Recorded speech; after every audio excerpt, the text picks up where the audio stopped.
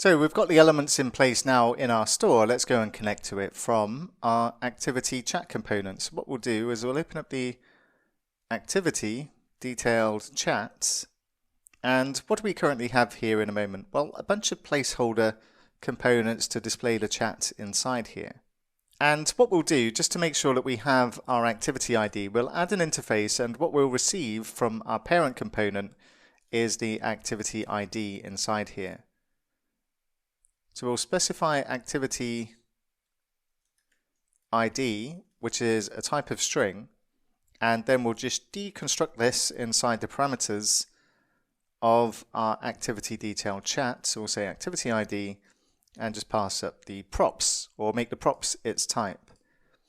And we'll also need to be able to connect to our comment store. So we'll say const comment store equals use store.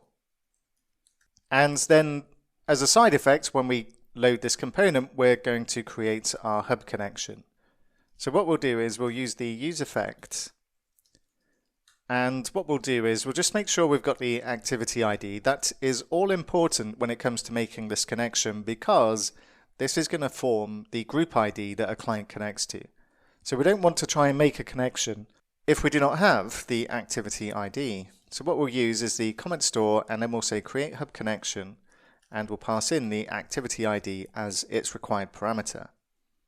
What we also want to do is add the cleanup function in here so that we close down that connection when we dispose of our component.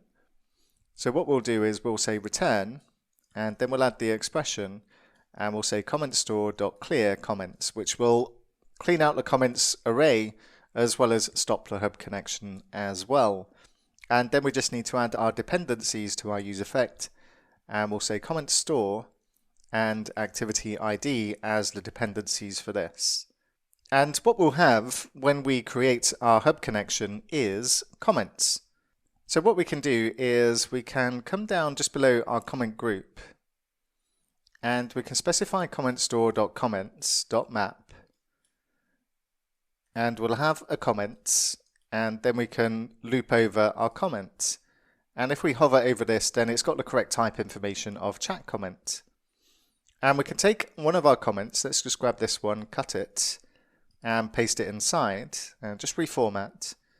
And we'll give our comments our key equal to comments.id. And then we can give our comment avatar some information. So we'll just surround this in curly brackets. And then we'll say comment.image, or the placeholder image. The comment author we'll add as a link. And we'll say to equals. And then we'll just make sure we bring in link actually from React Router DOM. And then we'll just say /profiles $, and then comments.username, and we'll swap the name here for comments.displayname, and let's move a few things down. And then in the comment metadata we can specify the comments.createdAt, and then in the comment text we can specify the comments.body. And we'll remove the comment actions, we're not going to make use of that, and then we can just remove the comment placeholder in here, and we'll come back and deal with the form shortly when we're ready to send comments, but we can see how we're getting on. And if we go to our browser, and let's just refresh the page, and it looks like we're missing the prop that we're passing down to our activity detail chat. So we'll just go across to our activity details component. And what we'll do is we'll just pass down the activity ID and set this equal to the activity.id. So let's also make sure our API server is started. I'm pretty sure I've forgotten to do that, so I have. And let's just go ahead and say .NET watch run, and let's go test. So if we go back to our client, just refresh this page, and we can see our activities loaded up, and we've got a form here. The comments have disappeared, but we don't actually have any comments to look at. But what we're interested in is our connection information to our API. Do we have a connection to our API? Well, let's take a look. It's not looking good because we can see some errors here. So let's see what's going on.